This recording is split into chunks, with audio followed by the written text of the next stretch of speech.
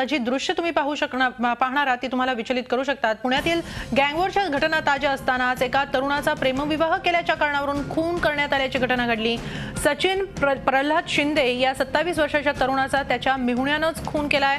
अंगाचा थरकाप उडवून देणारी ही घटना मंगळवारी रात्री वाजे पुलाखाली घडली। त्या ठिकाणच्या सीसीटीव्ही कॅमेऱ्यामध्ये हे सगळे दृश्य कैद झालेलं आहे। पहा आपण ही हत्या कशी झालेली आहे, ही दृश्य तुम्हाला विचलित करू शकतात। मात्र अत्यंत धक्कादायक अशी घटना आहे। सचिन हा रिअल इस्टेटचा व्यवसाय करत होता। त्याचा आरोपी शुभम धावडे याच्या बहिणीसोबत प्रेमविवाह झाला होता। शुभमला तो मान्य नव्हता, त्यामुळे त्यानं साथीदारांच्या मदतीने सचिनचा काटा काढला। सचिनवर तब्बल 28 वार करण्यात आले, तसंच पिस्तुलातून गोळ्या देखील झाडण्यात आल्या। या प्रकरणी वाजे पोलीस ठाण्यात 9 जणांविरोधात गुन्हा दाखल झालेला आहे। आपण ही सगळी दृश्य पाहतो आहोत। आपण याबाबत अधिक माहिती घेऊया आमचे प्रतिनिधी अरुण मेहत्रे यांच्याकडून। अरुण, अतिशय म्हणजे अगदी अंगाचा थरकाप उडवणारी ही सगळी दृश्य आहेत। काय नेमकं घडलेलं आहे, काय सांगाल? हेमाली, जसं आपण आता म्हटलं की प्रेम प्रकरणातून किंवा प्रेम विवाह केला त्याच्या रागातून हा खून झालेला आहे। सचिन नावाचा हा जो तरुण होता, त्याचा हा जो आरोपी आहे त्याच्या बहिणीशी प्रेमविवाह झाला होता। वर्षभरापूर्वी साधारणपणे हे लग्न झालं होतं, हा प्रेमविवाह झालेला होता। मात्र या लग्नाला त्या मेहुण्याचा विरोध होता, शुभमचा विरोध होता आणि शुभमने त्याच वेळी त्याला इशारा देखील दिला होता की तुझा आम्ही काटा काढू। आणि खरंच बोलल्याप्रमाणे त्यांनी मोटरसायकल रस्त्यावरती लावून तो पुलाच्या खाली जाऊन फोनवरती बोलत होता। तेवढ्यात शुभम आणि त्याच्या साथीदारांनी मिळून या सचिनवरती हल्ला केला, त्याच्यावरती वार केले। त्या ठिकाणी दगड आणि विटांनी देखील त्याला मारहाण केली आणि इतकंच नाही तर त्याच्यावरती पिस्तुलातून गोळ्या देखील झाडल्या। अक्षरशः रात्रीच्या म्हणजे भर रस्त्यावरती मात्र साधारणपणे 10-10:30च्या दरम्यान ही घटना घडली आणि अंगाचा थरकाप उडवून देणारी अशी आमच्याबरोबर असेच संपर्कात राहा। आपल्याबरोबर पोलीस निरीक्षक गणपत इंगळे आहेत, आपण त्यांच्याकडून जाणून घेऊया। साहेब, काय सांगाल? या प्रकरणी 9 जणांविरोधात गुन्हा दाखल केल्याचं आम्हाला समजतंय। पुढची कारवाई कोणत्या दिशेने होते, काही समजू शकेल? आता गुन्हा दाखल करण्यात आलेला आहे, त्यामध्ये मर्डरचा गुन्हा दाखल करण्यात आलेला आहे आणि साधारण सध्या 7 ते 8 लोकांच्या विरुद्ध गुन्हा दाखल केलेला आहे। त्यामध्ये एक आरोपी आम्ही आता अटक केलेला आहे, दिनेश दहीभाते नावाचा आरोपी आहे। तर बाकीचे सुद्धा आरोपींची आम्हाला माहिती मिळालेली आहे आणि आम्ही त्या आरोपींना तात्काळ अटक करतोय। त्यांना एक आज रिमांड सुद्धा घेतलेले आहे, 5 दिवसाची पोलीस कस्टडी मिळालेली आहे त्यामध्ये, आणि बाकीचे आरोपी आम्ही अटक करतोय। धन्यवाद पिंगळे साहेब, झी24 तासला ही माहिती दिल्याबद्दल। या आरोपींपैकी एकाला अटक करण्यात आल्याची माहिती आत्ताच पोलिसांनी झी24 तासशी बोलताना दिलेली आहे। अरुण, केवळ प्रेमविवाह हे कारण होतं की आणखी काही कारणं आहेत या हत्येमागे? कारण सचिन हा रिअल इस्टेटचा व्यवसाय करत होता, आणखीन काही पार्श्वभूमी आहे का, याबद्दल काही माहिती मिळू शकली आहे?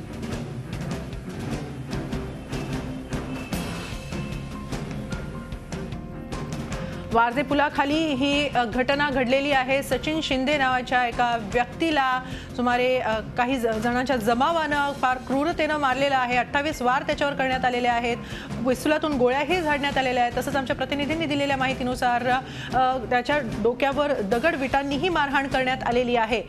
ही निर्घुण हत्या सीसीटीव्ही कॅमेऱ्यात कैद झालेली आहे। वारजे पुलाखाली ही सगळी घटना घडलेली आहे। सचिन याचा आरोपीच्या बहिणीशी प्रेमविवाह झाला होता वर्षभरापूर्वी आणि त्याचा राग काढलेला आहे। आपण याबाबत अधिक माहिती घेऊया आमचे प्रतिनिधी अरुण मेहत्रे यांच्याकडून। अरुण, या हत्येमागे प्रेमविवाह हेच केवळ कारण आहे की आणखी काही कारणं या हत्येमागे आहेत, काही समजू शकलंय? हेमाली, प्रथमदर्शनी पोलिसांनी याची तर नोंद केली की प्रेमविवाहातून किंवा प्रेमविवाहाच्या रागातून ही हत्या करण्यात आली। अर्थात बाकी इतर गोष्टींचा, इतर कारणांचा शोध पोलीस घेतील। आता एका आरोपीला त्यांनी अटक केली, इतर आरोपी अटक होणं हे देखील महत्त्वाचं आहे। मात्र या निमित्ताने जे प्रश्न उपस्थित होतात की किती निर्घुणपणे अशा ह्या घटना घडतात, किती निर्घुणपणे खून केले जातात आणि त्याहीपेक्षा महत्त्वाचं म्हणजे की हे खून करण्यासाठी अगदी सर्वसामान्य म्हणावे अशी जी पोरं आहेत, म्हणजे एक 20-22 किंवा 15, 16, 17, 18, 20 वर्षाची मुलं जी आहेत, त्यांच्या हातात शस्त्र येतात, त्यांच्या हातामध्ये पिस्तूल येतं आणि पिस्तुलातून गोळ्या झाडल्या जातात आणि असे रस्त्यावरती खून होतात। त्याची कारणं वेगवेगळी असतील। म्हणजे काही दिवसांपूर्वी आपण बघितलं असेल की मारणे गँगनी वैकुंठ स्मशानभूमीसमोर अशाच पद्धतीनं थरार घडवला होता। 2 गँगमध्ये गँगवॉर त्या ठिकाणी घडला होता। गँगवॉर उफावून आल्याच्या बातम्या आपण त्यावेळी अगदी पाठपुराव्यासह दिल्या होत्या। त्यामुळे अशाच पद्धतीनं की अगदी वैयक्तिक कारणासाठी देखील अशा पद्धतीनं खून होत असतील, गँगवॉर भासावेत अशी परिस्थिती जर निर्माण होत असेल, रायट किंवा दंगल घडवावी अशी परिस्थिती भर रस्त्यात भर चौकात निर्माण होत असेल तर ही निश्चित प्रत्येकाच्या कुठलीही व्यक्ती असू देत किंवा पुणेकर नागरिक असू देत त्या प्रत्येकाच्या दृष्टिकोनातनं त्याच्या सुरक्षेच्या दृष्टिकोनातनं चिंतेची बाब आहे. हे हत्यारं येतात कुठनं, ती विकली कुठं जातात, ती खरेदी करणारे कोण आहेत, या सगळ्या गोष्टीचा देखील छडा या निमित्तानं झाला पाहिजे. आणि यथावकाश ही जी कारणं आहेत या हत्येची ही देखील समोर आली पाहिजे आणि संबंधित जे लोक जे गुन्हेगार असतात त्यांना कुठेतरी आता आळा बसला पाहिजे. ही देखील या ठिकाणी अपेक्षा बाळगायला हरकत नाही. नक्की जसं तुम्ही म्हणालात सुरक्षेच्या दृष्टीने खूप मोठा प्रश्नचिन्ह निर्माण झालाय, कारण जितकी मुलं ही धावत आलेली आहेत त्या प्रत्येकाच्या हातात पिस्तूल दिसत आहेत, अशी शस्त्र जसं तुम्ही सांगितलं की सर्वसामान्य मुलं वाटावीत अशीही दिसत आहेत. मग अशा सर्वसामान्य वाटणाऱ्या मुलांपर्यंत ही पिस्तूल कशी येतात हा एक खरंच एक मोठा प्रश्न आहे. गँगवॉरच्या घटनाही बऱ्याच घडताना दिसत आहेत पुण्यामध्ये. पोलिसांच्या कार्यक्षमतेवर किंवा कार्यपद्धतीवर प्रश्नचिन्ह उपस्थित होत नाहीये का, जरी या प्रकरणी एकाला अटक करण्यात आलेली असली तरी? अगदी म्हणजे केवळ पोलीसच नाही तर एकूणच कायद्याची भीती या सगळ्या गुन्हेगारांना राहिली नाही की काय असा प्रश्न या ठिकाणी निर्माण होतो. कारण सरेआमपणे म्हणजे अगदी खुलेआम कोणी पिस्तूल मिळवतो, शस्त्र मिळवतो, वार करतो, खून होतात, किंबहुना धमक्या दिल्या जातात, खंडणी वसूल केली जाते. हे प्रकार जे आहेत म्हणजे कुठलंही छोटं असू द्यात किंवा मोठं असू द्यात छोट्या मोठ्या शहरामध्ये ह्या सगळ्या घटना सर्रासपणे होताना दिसत आहेत. आणि त्यामुळे एकूणच कायद्याची जरब जी आहे किंबहुना भीती हा एक भाग झाला. आणि दुसरा जो भाग आता खरं तर तो वेगळ्या अर्थाने म्हणायला लागेल की संस्कारांचा भाग असतो. ही जी मुलं आहेत ती का या अशा गुन्हेगारीकडे वळतात याचा देखील विचार करणं गरजेचं आहे. अशा घटना केवळ पुण्यातच नाही तर पुणे मुंबई सारख्या ठिकाणी किंवा कुठल्याही मोठ्या शहरात दिवसागणी घडत असतात. खून तर काय दिवसाला देखील पडतात. म्हणजे गेल्या 2 दिवसातला जरी विचार केला तर 3 खून पुण्यामध्ये झालेत. त्यामुळे खून ही जणू काही आता नित्याचीच बाब झाली की काय असं देखील या ठिकाणी दुर्दैवानं म्हणावं लागेल. हे नक्की दुर्दैवाचीच ही अशी गोष्ट आहे ज्यात ही जी दृश्य दिसत आहेत त्यावरून खरोखरच खूप विचार करावा लागतो आहे की हे असं घडतंय तरी कसं आणि का घडतं आहे. मुळात अगदीच लहान वाटावीत किंवा अगदी तरुण वाटावीत अशी ही मुलं आहेत. बरं 1-2 नव्हे तर अगदी मोठा घोळका येतो आणि एका व्यक्तीला असं त्याचा खून केला जातोय. आजूबाजूनं गाड्या जात आहेत, अनेक गाड्या जात आहेत, पण त्यातली एकही गाडी सुद्धा थांबलेली इथं पाहायला मिळत नाहीये. या प्रकरणी एकाला अटक करण्यात आल्याची माहिती पोलिसांकडून देण्यात आलेली आहे झी24 तासशी बोलताना. मात्र या व्यतिरिक्त इतर ही मंडळी किंवा ही आहे लोक सगळे कोण आहेत याबद्दल काही माहिती मिळू शकलेली आहे का?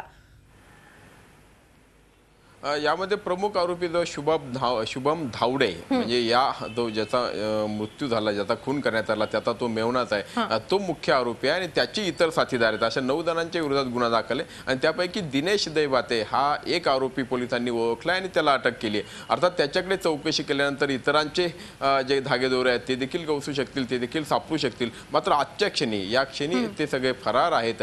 त्यांना तातडीनं अटक होणं ही देखील आत्ता आवश्यक आहे.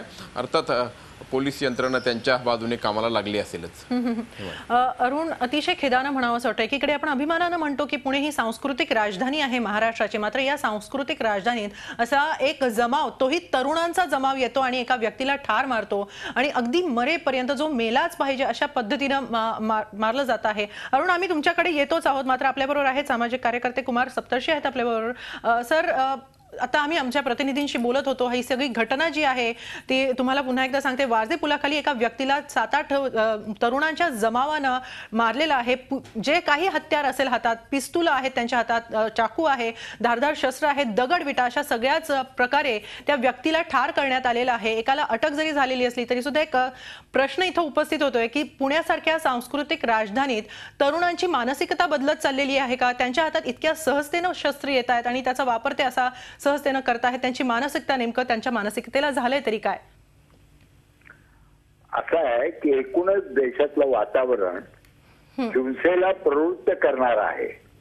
मुलं ही एकूण वातावरणामध्ये तयार होतात आणि या मुलांना कसलंही आता मी जे पाहतोय दृश्य धाक वाटत नाहीये, याचे परिणाम काय होतील हे कळत नाहीये आणि ते त्याला मारण्याचा अगदी पक्का इरादा करूनच आलेले आहेत.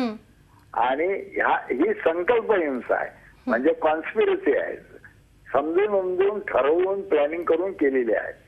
तर समाजाचा काही धाक नाही, शासनाचा धाक नाही आणि ही फार भयंकर गोष्ट आहे. सर, जर पुण्याबद्दल बोलायचं झालं तर पुणे असुरक्षित होत चाललेलं आहे का असं वाटतं का? काय पुणे असुरक्षित होत चाललेलं आहे असं वाटतं का? कारण गेल्या काही दिवसात अगदी 3 खून झालेले आहेत पुण्यामध्ये. बरोबरच आहे ना, असं वाटतच ना. आणि ते सामान्य माणसापर्यंत आज नाही उद्या पोहोचू शकतं. आता कदाचित त्यांची काय एकमेकांची भांडणं असतील, त्याला बॅकग्राऊंड असेल, चुकीची असेल ती, बरोबर असेल, पण तरी हिंसेचा आश्रय घेणं हे इतक्या सहजतेनं व्हायला लागणं हे रोगट समाजाचं लक्षण आहे.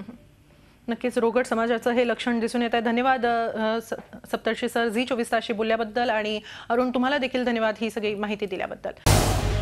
झी 24 तास रहा एक पाऊल पुढे.